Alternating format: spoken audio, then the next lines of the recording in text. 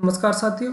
आज 8 जनवरी और हम पढ़ने वाले आज की महत्वपूर्ण करंट अफेयर्स जो आगामी परीक्षाओं के लिए है बहुत जरूरी।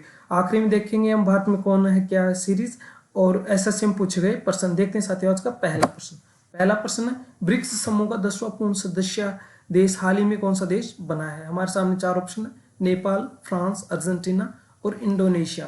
तो इसका सही जवाब है ऑप्शन डी, इंडोनेशिया हाल ही में 10वां ब्रिक्स का देश बना है। ब्रिक्स की स्थापना 2006 में ब्राजील, रूस, इंडिया, चाइना ने मिलकर की थी। 2010 में इसके अंदर साउथ अफ्रीका शामिल हुआ।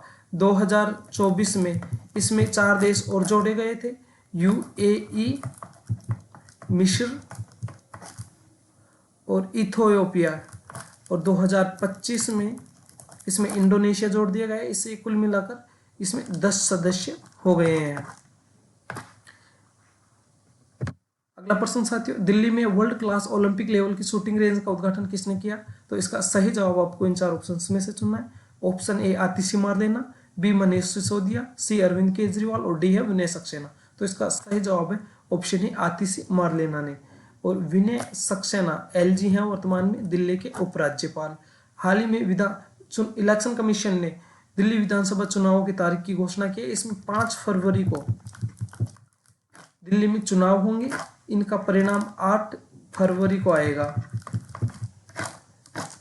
दिल्ली में 1.5 करोड़ मतदाता हैं। इनके लिए 33,000 पोलिंग बूथ लगाए जाएंगे। दिल्ली की विधानसभा सीटें 70 हैं और बहुमत का आंकड़ा 36 है। जिसके पास भी 36 सीटें होंगी वो दिल्ली में अपनी सरकार बनाएगा। अब देखते हैं साथियों अगला प्रश्न, केंद्रीय अन्वेषण ब्यूरो द्वारा विकसित भारत पोल पोर्टल का शुभारंभ किसने किया। हमारे सामने 4 ऑप्शन है, नरेंद्र मोदी, अमित शाह, राजनाथ सिंह और चिराग पासवान। तो इसका सही जवाब ऑप्शन बी है, अमित शाह ने केंद्रीय अन्वेषण ब्यूरो द्वारा विकसित भारत पोल पोर्टल का शुभारंभ किया है। इसके माध्यम से भारतीय जांच एजेंसियां, पुलिस फोर्स और अन्य अन्वेषण ब्यूरो ये सीधा इंटरपोल से कनेक्ट हो सकेंगे और अपनी जांच को त्वरित गति दे सकेंगे। इसके द्वारा जो भी रेड नोटिस वगैरह हैं वो सीधा इनसे कनेक्ट होके भारत की जांच एजेंसियां अपने जो भी केस हैं उन मामलों को जल्दी सुलझा सकेगी। इसका शुभारंभ केंद्रीय गृह मंत्री अमित शाह ने किया है। अमित शाह गृह मंत्री के अलावा वर्तमान में सहकारिता मंत्री भी है।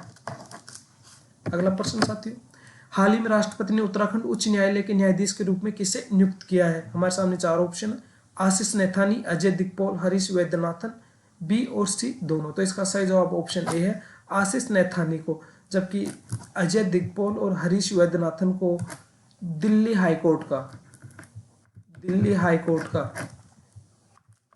उच्च न्यायालय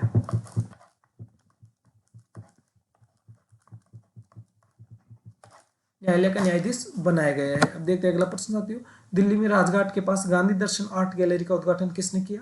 4 ऑप्शन है, अमित शाह, राजनाथ सिंह, ओम बिरला और ज्योतिरादित्य सिंधिया। तो इसका सही जवाब ऑप्शन सी है, ओम बिरला। ओम बिरला ने ही इस आर्ट गैलरी का उद्घाटन किया है राजघाट के पास में। अब देखते हैं ओम बिरला के बारे में। ये वर्तमान में लोकसभा के अध्यक्ष हैं। इनका चुनाव क्षेत्र राजस्थान का कोटा है, वहां से ही चुनाव जीतकर लोकसभा के अध्यक्ष बने। ये लगातार इनका यह दूसरा कार्यकाल है, सेकंड टर्म है। अब देखते हैं साथियों अगला प्रश्न, रक्षा मंत्री राजनाथ सिंह नई दिल्ली में किस देश के रक्षा मंत्री से मुलाकात करेंगे। Option A Maldives, Afghanistan, Kyrgyzstan, Kazakhstan. तो इसका सही जवाब है मालदीव के रक्षा मंत्री के साथ में भारतीय रक्षा मंत्री राजनाथ सिंह मुलाकात करेंगे नई दिल्ली में। अगला प्रश्न, भारतीय मानक ब्यूरो ने कौन सा स्थापना दिवस मनाया है। हमारे सामने 4 ऑप्शन है, 75वां, 76वां, 77वां और 78वां। तो इसका सही जवाब ऑप्शन डी है, 78वां। अगला प्रश्न साथियों, बीसीसीआई का सेक्रेटरी के रूप में किसको स्थायी रूप से चुना गया है। 4 ऑप्शन है, देवजीत सेकिया, बी जैसा, सी माइक बेयर्ड और डी रिचर्ड थॉमसन। तो इसका सही जवाब ऑप्शन ए है, देवजीत सेकिया को बीसीसीआई का स्थायी अध्यक्ष चुना गया है। ये पहले कार्यवाहक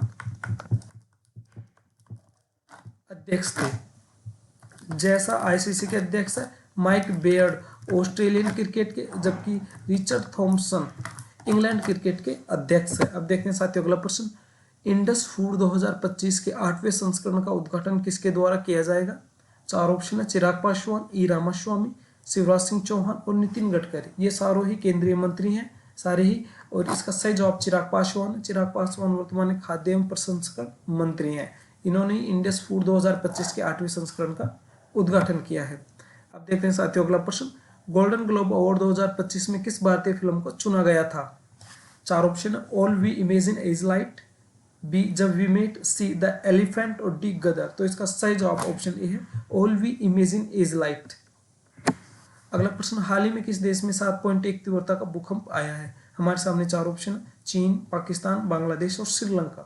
तो इसका सही जवाब है चीन में। चीन में 7.1 तीव्रता का भूकंप चीन के तिब्बत वाले प्रांत में आया था। इसके झटके जो हैं वो नेपाल, भूटान, सिक्किम और उत्तराखंड में भी महसूस किए गए हैं। अब तक इसमें लगभग 126 लोगों की मौत हो चुकी है।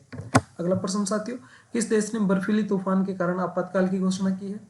इसका सही जवाब ऑप्शन ए है, अमेरिका ने। अमेरिका ने बर्फीले तूफान के कारण आपातकाल की घोषणा की है। इसके कारण 6 करोड़ लोग प्रभावित होने के आसार हैं। हाल ही में राष्ट्रपति के चुनाव हुए थे अमेरिका में, जिसमें डोनाल्ड ट्रंप ने जीत हासिल की थी। और हाल ही में ट्रंप ने कनाडा को अमेरिका में मिलने का ऑफर दिया है। ये ऑफर उन्होंने पहले भी दिया है, अब उसको दोहराया है। और हाल ही में फ्रांस के राष्ट्रपति इमैनुअल मैक्रोन ने अमेरिकी मंत्री इलॉन मस्क पे आरोप लगाया है कि वो जर्मनी के चुनावों में धांधली या फिर विपक्षी पार्टी को सपोर्ट कर रहे हैं, इंटरफेयर कर रहे हैं। वर्तमान में इलॉन मस्क अमेरिका के मंत्री और एक उद्योगपति हैं। अब देखते हैं साथियों अगला प्रश्न। करंट अफेयर्स के क्वेश्चन यहीं तक थे। अब देखते हैं करंट अफेयर्स के भारत में कौन क्या है सीरीज। उर्वरक विभाग के सचिव कौन है? रजत कुमार।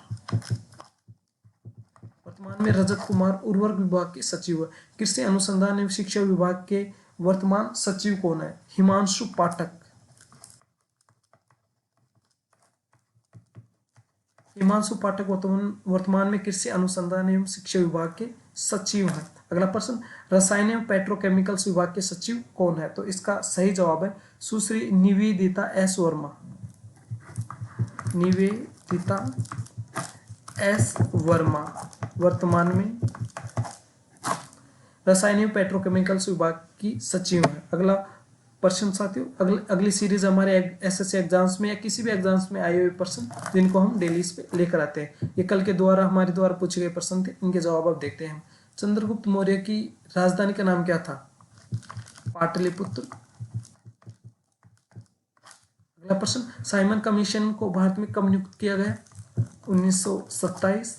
महाराजा धीराज की उपाधि धारण करने वाला पहला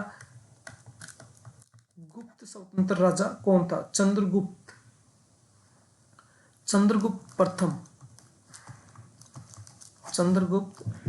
प्रथम ने महाराजा धीराज की उपाधि धारण की थी। 1928 में सरदार वल्लभ भाई पटेल किस प्रमुख किसान आंदोलन के नेता थे? बारदौली सत्याग्रह के। यहाँ की महिलाओं ने ही सरदार वल्लभ भाई को लौह पुरुष की उपाधि दी थी। अब देख रहे हैं साथियों आज के यक्ष प्रश्न जो पहले परीक्षा में आ चुके हैं और ये हमारे द्वारा आपसे पूछे जाते हैं। जो भी सही जवाब देगा उनका नाम अगले क्लास में लिया जाएगा। अब देखते हैं साथियों आज का पहला प्रश्न। वर्ष 2011 की जनगणना के अनुसार भारत में दिव्यांग जनसंख्या का प्रतिशत कितना है? दूसरा प्रश्न, गर्म दिन और ठंडी रातें उत्तरी भारत में किस मौसम की विशेषता है? अगला प्रश्न, हड़प्पा सभ्यता के भवनों और संरचनाओं का अध्ययन करने के लिए एक शिक्षक को अपने विद्यार्थियों को भारत के किन राज्यों की यात्रा करनी चाहिए? वर्चस्व के लिए हुए एक लंबे संघर्ष के बाद निम्नलिखित में से कौन सा महाजनपद सबसे शक्तिशाली महाजनपद के रूप में उभरा था? साथियों ये हो गए आज के हमारे यक्ष प्रश्न। इनका जवाब आपको कमेंट बॉक्स में देना है। जो भी सही जवाब देगा उनका नाम अगली क्लास में लेंगे। साथियों करंट अफेयर्स की क्लास यहीं तक थी। हमारी क्लास अच्छी लगी तो चैनल को सब्सक्राइब कर ले। भास्कर कोचिंग नाम से हमारा चैनल है। इस क्लास की टेलीग्राम PDF लेनी है तो टेलीग्राम चैनल भास्कर कोचिंग से डाउनलोड कर ली। जय हिंद, जय भारत साथियों। अब मिलते हैं अगली क्लास में।